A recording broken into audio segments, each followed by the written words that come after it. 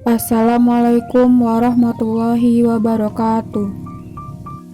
Baiklah, saya Fardia Rahmi dari Tadris IPSA Tarbiyah dan Keguruan UIN Sultan Syarif Kasim Riau akan menjelaskan tentang landasan sosiologi pendidikan mata kuliah landasan pendidikan IPS, dosen pengampu Bapak Nurdiansyah MPD.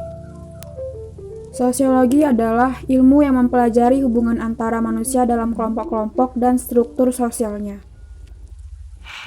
Sosiologi pendidikan adalah suatu cabang ilmu pengetahuan yang membahas proses interaksi sosial anak-anak mulai dari keluarga, masa sekolah, sampai dewasa serta dengan kondisi-kondisi sosio-kultural yang terdapat dalam masyarakat dan negaranya. Ada berbagai jenis landasan pendidikan. Berdasarkan sumber perolehannya, landasan pendidikan dibagi menjadi 4 bagian, yaitu yang pertama adalah landasan religius pendidikan, yang kedua landasan filosofis pendidikan, yang ketiga landasan ilmiah pendidikan, dan yang keempat adalah landasan yuridis atau hukum pendidikan. Sejarah dan teori-teori sosiologi. Sejak manusia dilahirkan di dunia ini, secara sadar maupun tidak, sesungguhnya ia telah belajar dan berkenalan dengan hubungan-hubungan sosial, yaitu hubungan antara manusia dalam masyarakat. Hubungan sosial dimulai dari hubungan antara anak dengan orang tua, kemudian meluas hingga lingkungan sekitar, yaitu tetangga. Dalam hubungan sosial tersebut, terjadilah proses pengenalan, dan proses pengenalan tersebut mencakup berbagai budaya, nilai, norma, dan tanggung jawab manusia, sehingga dapat tercipta corak kehidupan masyarakat yang berbeda-beda dengan masalah yang berbeda pula. Akibat perubahan tersebut menurut McKee menyebabkan terjadinya apa yang dinamakan keterkejutan intelektual kelompok pandai, yang salah satu diantaranya adalah para sosiolog. Paine menjelaskan bahwa sosiologi pendidikan merupakan sebuah ilmu pengetahuan yang menjadi alat untuk mendeskripsikan dan menjelaskan institusi, kelompok sosial, dan proses sosial yang merupakan hubungan sosial di dalamnya individu memperoleh pengalaman yang terorganisasi. Teori-teori sosiologi. Yang pertama, teori struktural fungsional. Teori fungsional dan struktural adalah salah satu teori komunikasi yang masuk dalam kelompok teori umum atau general theories. Yang kedua, teori konflik.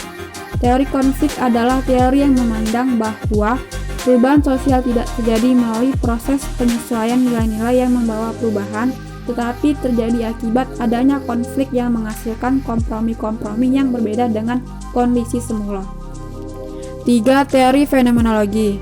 Pendekatan fenomenologis berusaha untuk memahami makna peristiwa serta interaksi pada orang-orang biasa dalam situasi tertentu. 4. Teori interaksi simbol. Titik tolak pemikiran interaksi simbolik berasumsi bahwa realitas sosial sebagai proses dan bukan sesuatu yang bersifat statis.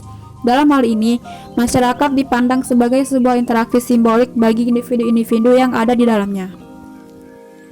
Perantara dan ruang lingkup landasan sosiologi pendidikan. Yang pertama, keluarga.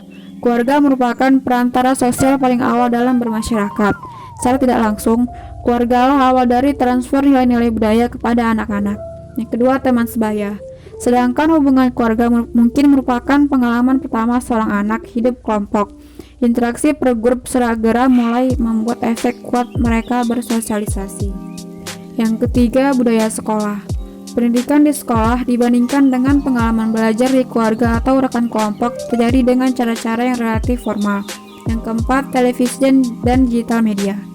Beberapa ilmuwan sosial menyebut televisi sebagai kurikulum pertama karena muncul untuk mempengaruhi anak-anak dalam hal mengembangkan keterampilan belajar dan menyesuaikan diri terhadap mengakuisisi pengetahuan dan pemahaman.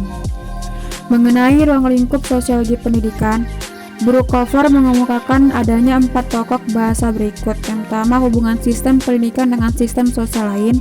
Yang kedua, hubungan sekolah dengan komunitas sekitar. Yang ketiga, hubungan antar manusia dalam sistem pendidikan. Dan yang keempat, pengaruh sekolah terhadap perilaku anak didik. Landasan sosiologis pendidikan di Indonesia. Landasan sosiologis pendidikan di Indonesia menganut paham integralistik yang bersumber dari norma kehidupan masyarakat, yaitu kekeluargaan dan gotong royong, kebersamaan, musyawarah untuk mufakat, kesejahteraan bersama menjadi tujuan hidup bermasyarakat, negara melindungi warga negaranya, dan selaras relasi seimbang antara hak dan kewajiban. Perkembangan masyarakat Indonesia dari masa ke masa telah mempengaruhi sistem pendidikan nasional. Berbagai upaya pemerintah telah dilakukan untuk menyesuaikan pendidikan dengan perkembangan masyarakat, terutama dalam hal menumbuh kembangkan Kebhinneka Tunggal Ikaan, baik melalui kegiatan jalur sekolah maupun jalur pendidikan luar sekolah.